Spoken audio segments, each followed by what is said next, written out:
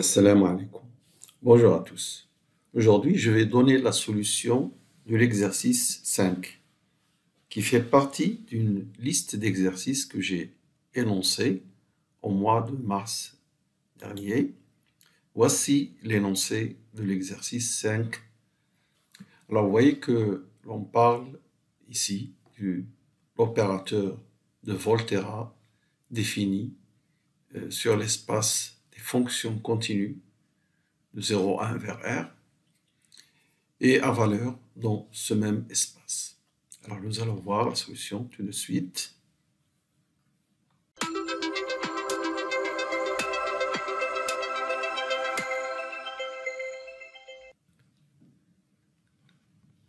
Donc vous voyez que l'opérateur de Volterra sur cet espace E que je viens de citer est défini ainsi. V de f de x. Alors, à f, on associe grand V de f. Et grand V de f est une fonction définie sur 0, 1, comme vous voyez. Donc, c'est la primitive de petit f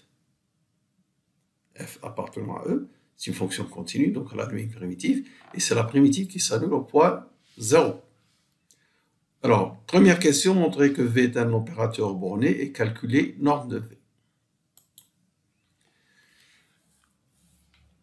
Alors, si on regarde la définition de V de f et on met la valeur absolue, alors c'est à valeur réelle, donc c'est bien une valeur absolue. La valeur absolue de V de f de x, c'est inférieur à l'intégrale de la valeur absolue de f de x, puisque V de f est défini ainsi. Et puisqu'on intègre une fonction positive, ici, c'est inférieur aussi à l'intégrale de 0 à 1. Et cette quantité-là est inférieure à son sup qui est la norme de f, l'infini de f. Et là, vous voyez que l'on intègre de 0 à 1 une constante, et donc ça donne tout simplement norme l'infini de f. Ainsi, nous avons majoré Vf de x en valeur absolue par norme de f l'infini, quel que soit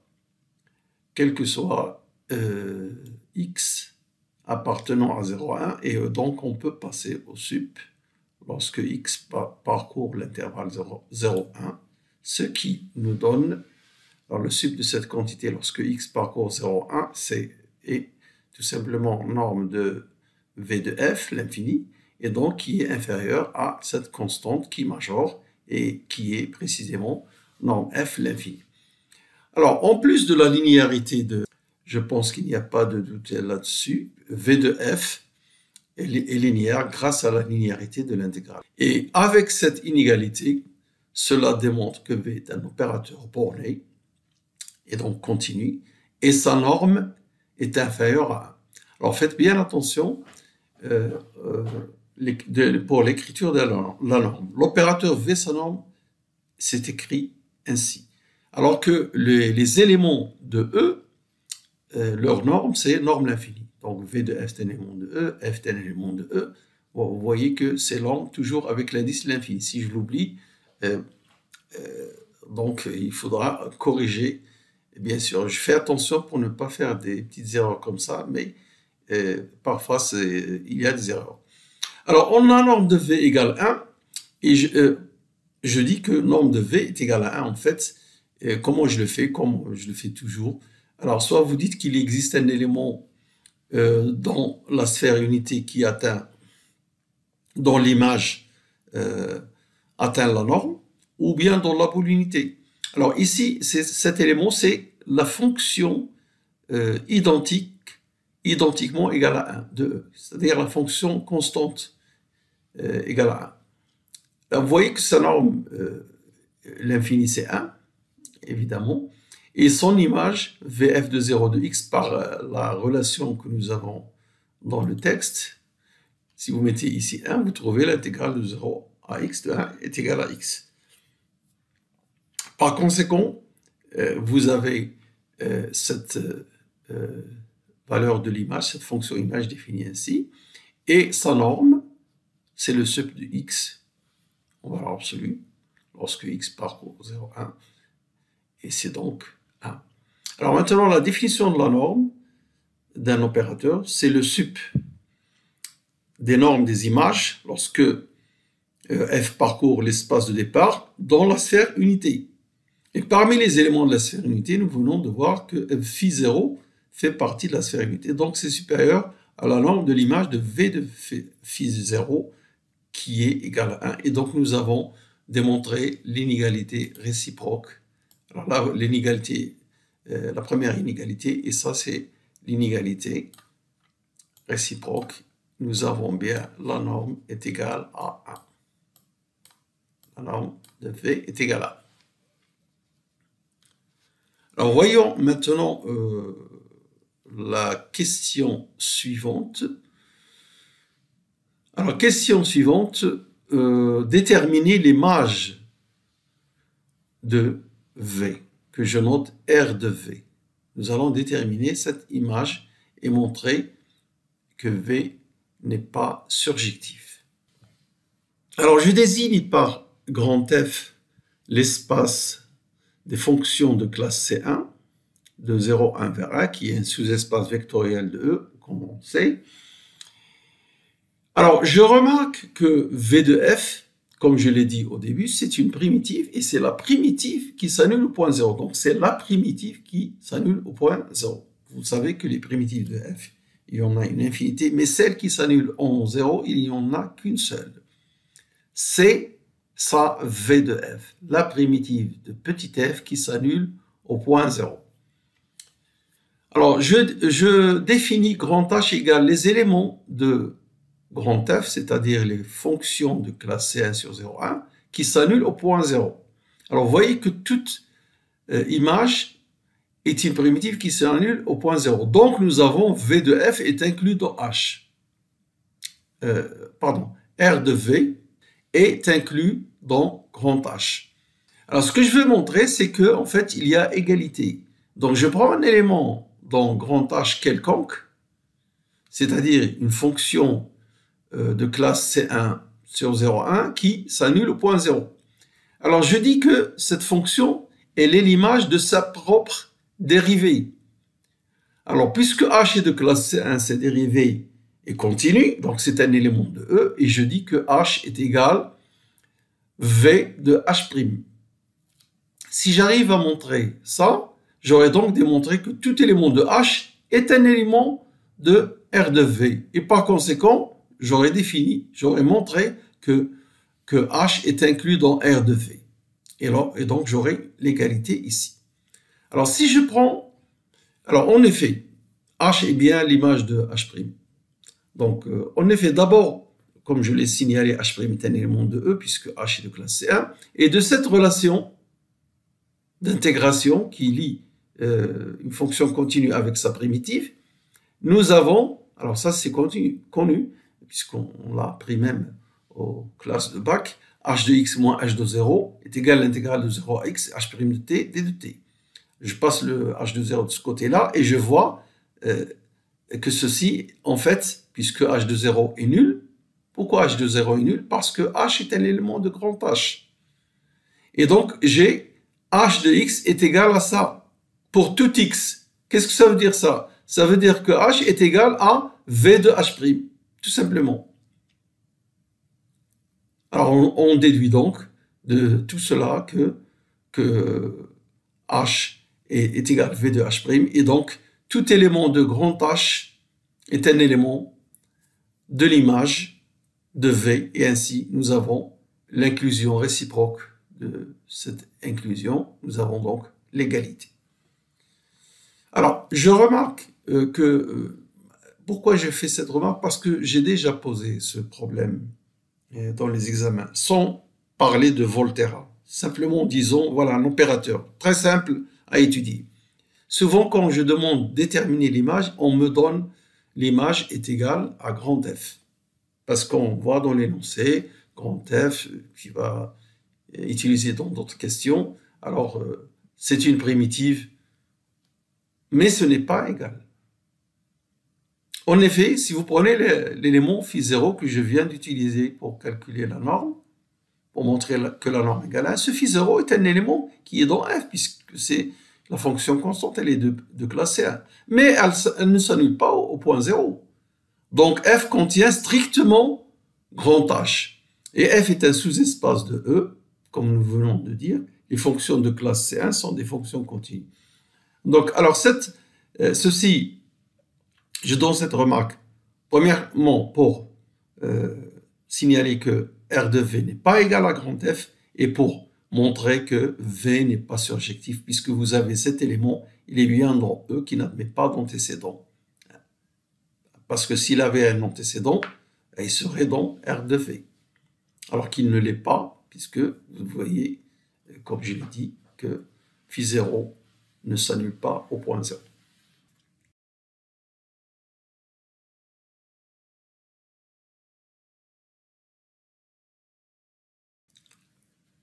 Alors, dans cette troisième question, on vous demande de montrer que 0 est un élément du spectre sigma de V et que le spectre ponctuel de V est vide.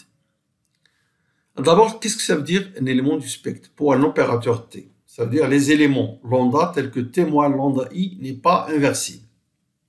Donc ici, on va étudier l'inversibilité de V moins 0 fois I, pour montrer que 0 est un élément du spectre. Alors cette première partie de la question se résout facilement, puisque nous venons de voir que V n'est pas surjectif, donc il n'est pas inversible. V, c'est V moins 0 fois I. Donc V moins 0 fois I n'est pas inversible, ça veut dire que 0 est un élément du spectre sigma de V.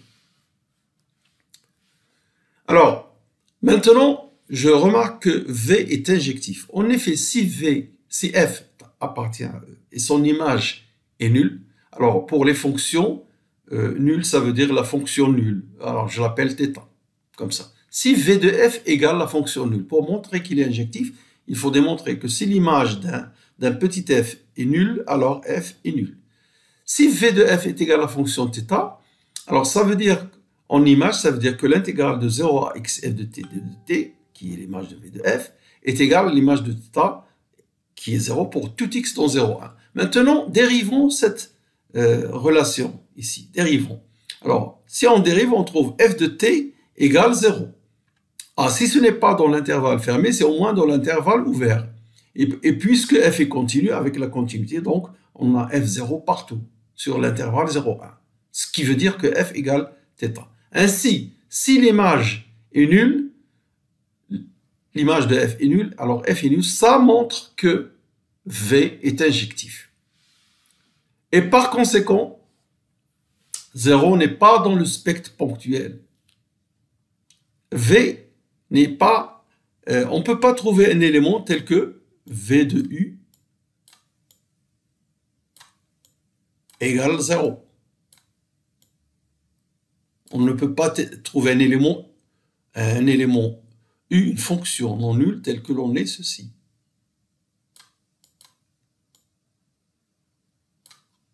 Si 0 était une valeur propre, on trouverait une fonction U, petit u, telle que V de U égale 0U, c'est-à-dire égale 0.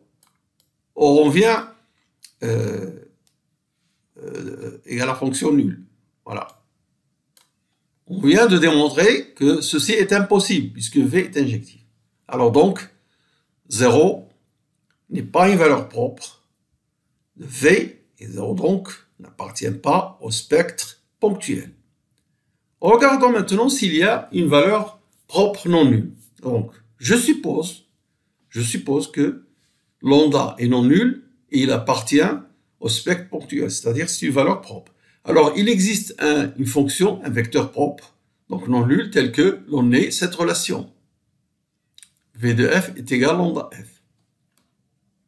Ce qui, en termes d'image, nous donne l'image de V de f pour un x dans 0,1, c'est ça, est égal à lambda f de x, quel que soit x appartenant à 0,1. Dérivons cette relation. Alors, on trouve la dérivée de l'intégrale, ici c'est f de x, et ici la dérivée c'est lambda fois f' de x, quel que soit x appartenant à 0,1. Alors ici, nous avons une équation différentielle linéaire homogène du premier degré. Voilà, ces genres d'équations, on sait les résoudre facilement en l'intégrant donc, on va trouver f de x est égal à une constante fois exponentielle de 1 sur lambda que multiplie x, quel que soit x appartenant à 0. Voilà, s'il y a un vecteur propre, il devrait s'écrire de cette manière. Bien, où c est une constante. Alors, mais c est relié à f par... Alors, regardez ici, si vous mettez 0, vous trouverez ici c égale f de 0. Donc, c égale f de 0. Mais f de 0, d'après cette relation, ce sera l'intégrale de 0 à 0 de f de t divisé par lambda, c'est-à-dire 0 sur lambda égale 0. Et ce vecteur, ou cette fonction, serait nulle, serait la fonction θ, nulle sur 0,1. Ça contredit le fait que f est différent de 0, c'est-à-dire une fonction non nulle. Par conséquent, alors donc ceci est absurde, et il n'y a pas de valeur propre, ni de vecteur propre. Le vecteur, aucune valeur propre non nulle. Et nous venons de voir dans la page précédente que 0 n'est pas une valeur propre. Ainsi, le spectre ponctuel de V est vide. Alors ici, j'ai écrit à sigma P de T, mais c'est sigma. On travaille avec V et non pas T. Alors, est-ce que j'ai mis ça quelque part? Non. Donc, je vais corriger ça tout simplement. Voilà, donc nous avons établi les choses correctement. Alors, dans la question numéro 4, on nous demande d'en déduire que, alors de déduire de ces questions précédentes, que sigma de V, c'est-à-dire le spectre de V, est réduit à 0. Puisque nous savons qu'il contient 0, il est réduit à 0. Il n'y a pas d'autre valeur spectrale autre que le point 0. Bon, alors voyons cette solution. Alors, pour répondre à cette question 4, je vais admettre deux choses. D'abord, que l'opérateur de Volterra est un opérateur compact. Et je vais faire une vidéo très prochainement sur cette question. Donc, je vais faire un exercice pour montrer que l'opérateur intégral, je vais démontrer que cet opérateur est compact. Parmi ces opérateurs, les opérateurs de ce type-là, il y a l'opérateur de Volterra. En utilisant le théorème d'Ascoli-Arzelà. La deuxième chose que je vais admettre ici, c'est... alors ça, c'est ce que j'ai fait. Alors les deux points, je les ai faits dans le cours, dans un cours de master d'analyse fonctionnelle. Je vais montrer quelques... un aspect de ce que j'ai fait. Alors ça, la démonstration, elle est vraiment longue. Alors, je vais vous donner le résultat, tout simplement.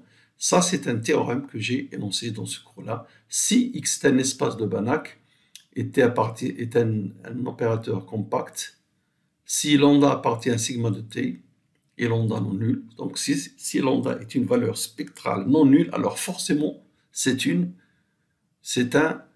valeur propre de t. Mais attention, t est compact. Bon. Autrement dit, on a le spectre de t privé de 0 est égal au spectre ponctuel privé de 0. C'est deux relations. Alors, pour vous montrer ce que j'ai fait dans ce cours dont je viens de vous parler, alors je vais voir un peu ça.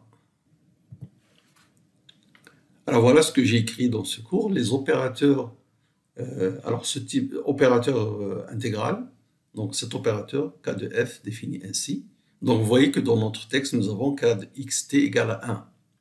Et l'opérateur de Volterra fait partie de ce genre d'opérateur. Alors, qu'est-ce qu'on nous dit dans cet exemple? Que cet opérateur est compact. Et donc, par conséquent, l'opérateur de Volterra est compact. Alors, deuxième chose que je vais vous montrer dans un instant. Alors, le résultat que nous allons admettre, c'est ce théorème.